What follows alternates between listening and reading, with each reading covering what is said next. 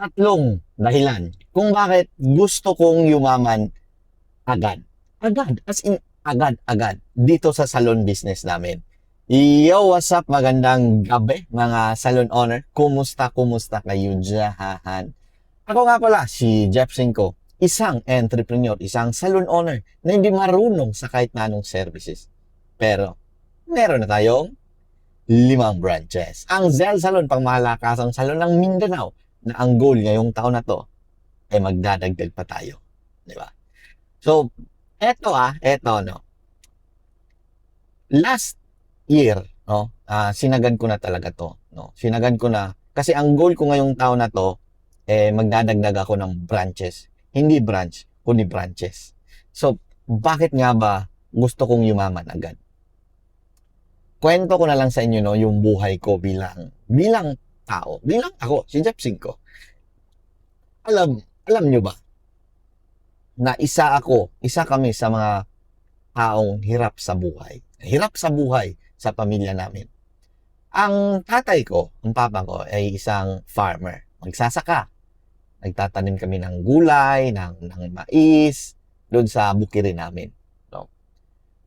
Minsan, kabataan ko, yung buhay namin, sa tuwing Sabado at Linggo, o tuwing wala kaming pasok, nandun kami sa bukirin. Nagtatanim-tanim kami ng mais, ng mga gulay, at kung ano-ano pa. Ako, napaka-allergic ko sa mga lamok.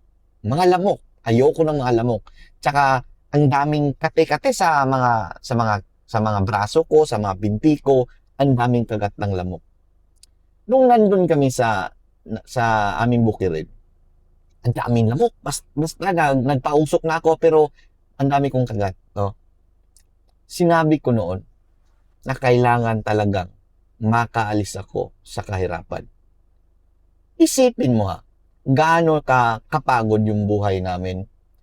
Maglalakad lang kami papunta sa aming bukirin ng mahigit 1 oras.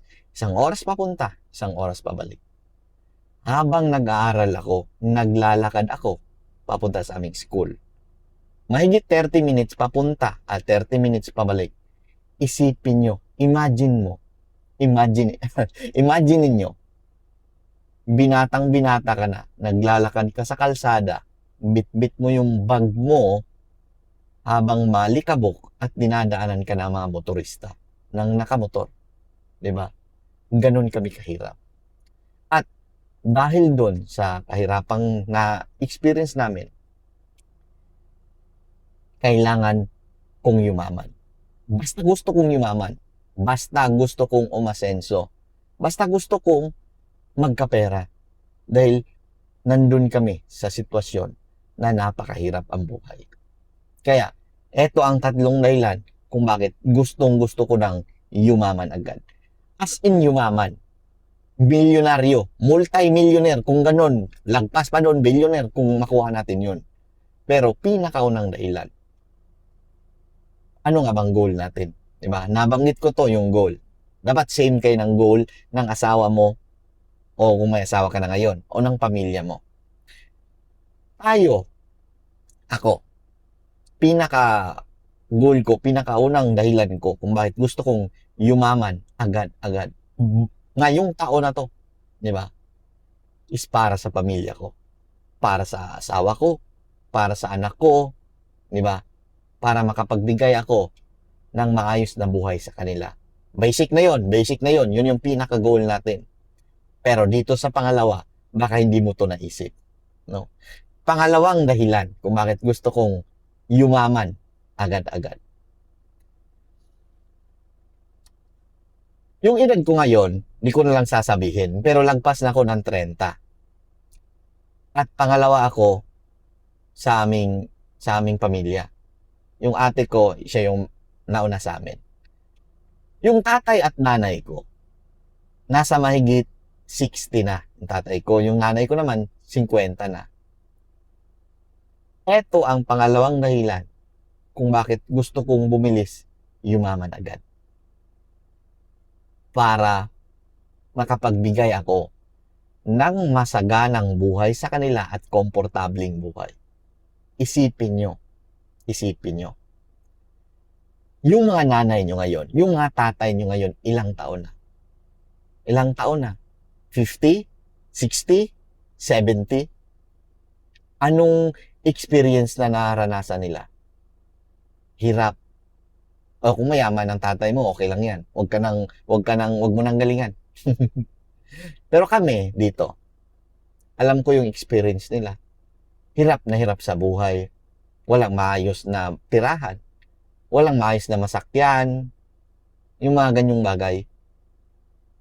Pinakapangarap ko dati, alam nyo ba kung ano? Nung high school ako, nung elementary ako, makapagbili ng bisikleta. Pero hindi yun nangyari sa buhay ko. Napakahirap ng buhay namin. No? Yung naalala ko lang nung nag-aral ako, piso lang yung baon ko. Masaya ako pag meron akong ganyan. Wala pa akong ulam. So, dahil nga dito, no, na-realize ko na mas gagalingan ko pa. Hindi para sa akin, dahil sa awa ng Diyos, okay na yung buhay namin. Kontentong narating na namin yung mga bagay-bagay. Pero ang tanong, naisip mo ba yung pamilya mo? Naisip mo ba yung magulang mo? Yung mga kapatid mo? Paano mo sila matutulungan? At eto yung pinaglalaban ko ngayon dito sa business namin, na kailangan yayaman ako agad ngayong taon na to. Basta, sasagarin na natin to. Kailangan makapagdagdag ako ng branch ngayon. Hindi lang isa, hindi lang dalawa. Sasagarin na natin. At usapang branches, no, magbubukas tayo ng franchise. Kami ng franchise. Kaya sa mga gustong mag-franchise ng Zyle Salon, pag malakasang salon ng Mindanao, message nyo ako. Or PM kayo, magpalista kayo dahil limited lang bubuksan kong franchise. No? Bakit?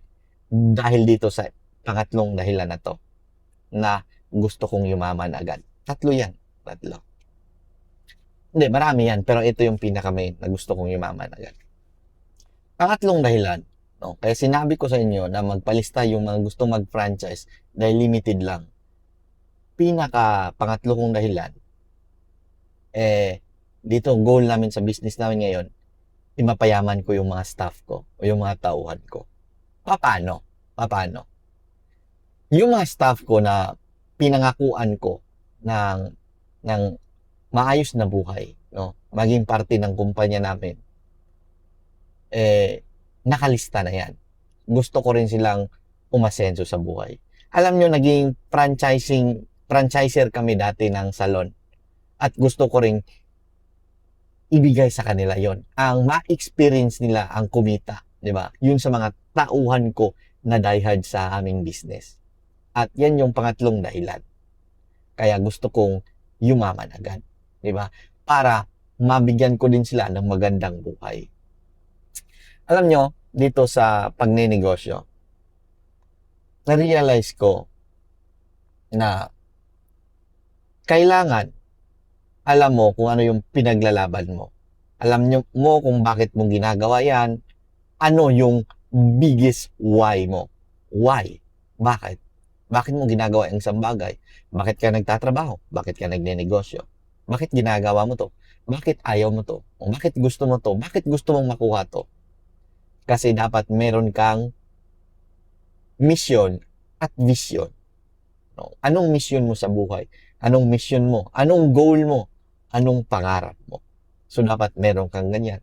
Kasi kung wala, mapapagod ka lang. Dito sa salon business, meron akong 10 years na experience. Pero yung problema, paulit-ulit pa rin. Problema sa tauhan, laging yan. No? Kaya pag nilayasan ka ng tauhan, baka iiyak ka. Pag hindi ka pa graduate sa mga ganyan. At baka hihinto ka sa pagdenegosyo ng salon kung wala ka ng tauhan. Lalo na kung mababaw lang ang pangarap mo para sa sarili mo. Meron nga akong nakausap dati to ha. Sinabi niya, isa din tong negosyante. Sinabi niya na kontento na siya sa buhay niya. Nag-usap-usap kami. Sabi niya, okay na ako dito. Meron na siyang mga nabiling bagay. Diba? Sinabi niya, Ngayon, tinanong ko siya. Eto rin ang tanong ko sa inyo. Sa mga nagsasabing, okay na ako rito, okay na. Tinanong ko siya, ikaw ba, natanong mo ba sa pamilya mo, sa anak mo, sa asawa mo, sa mga magulang mo, sa kapatid mo, o sa mga tauhan mo, o sa mga kamag-anak mo, kung okay na ba sila dyan sa buhay na yan? Or kahit sa pamilya mo na lang, sa anak mo at sa asawa mo. Kung sinabi mo ngayon na kontento ka na sa buhay, okay na ako dito. Oh, makabili ako ng mga bagay-bagay, makakain ako, okay na ako dito. Ngayon, natanong mo ba sa anak mo o sa asawa mo kung okay na ba sila dyan? Kasi kung okay na, tama na yan. Basta ako, una gusto ko makapagbigay ng magandang buhay para sa mga anak ko. Kasi yung experience ko nga dati, napakahirap. Pangalawa, para naman sa mga magulang ko. Mga magulang ko, kapatid ko. Diba? Para ma-experience nila ang komportabling buhay. At pangatlo, para sa mga taong mga nakapalibot sa amin, nakapaligid sa aming negosyo na handang makipaglaban para dito. Kaya yan yung tatlong dahilan kaya gusto kong yumaman agad sa aming salon business. Ikaw, gusto mo bang yumaman o hanggang dyan ka na lang? Anong mga dahilan mo? Bakit di mo ginalingan? Bye-bye! At sa mga negosyante dyan, sa mga salon owner dyan, huwag niyong kalimutan, stay positive at piliin yung positive side ng buhay. Maraming problema, maraming sakit sa ulo, sa mga tauhan, sa negosyo, benta, pero hanapin nyo ang positive ng buhay at stay positive. Napakagaan sa pakiramdam pag makuha mo yan. Bye-bye! Galingan natin!